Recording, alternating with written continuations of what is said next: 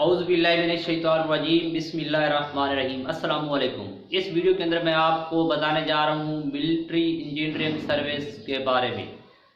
आप सब ने जिस जिस लड़के ने कैंडिडेट ने मिलिट्री इंजीनियरिंग सर्विस की पोस्ट पे अप्लाई किया था, तो मैं उन सबको बताता चलूँ कि मिलिट्री इंजीनियरिंग सर्विस ने टेस्ट कंडक्ट करना शुरू कर दिए हैं और तमाम बच्चों को जो है इनबॉक्स के ज़रिए मैसेज आना शुरू हो गए हैं। तो अगर आपने भी अप्लाई किया हुआ है और आपको मैसेज नहीं आया तो आप मिलिट्री इंजीनियरिंग सर्विस की वेबसाइट पे जाके अपना रोल नंबर स्लिप जो है वो निकाल सकते हैं।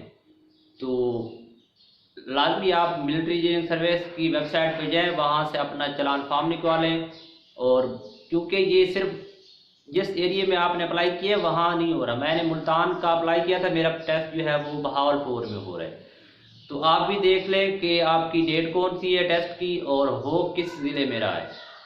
तो लाजमी जाएं और देखें और आगे इस वीडियो को शेयर भी करें ताकि बाकियों का भी भला हो। अल्लाह हाफिज़।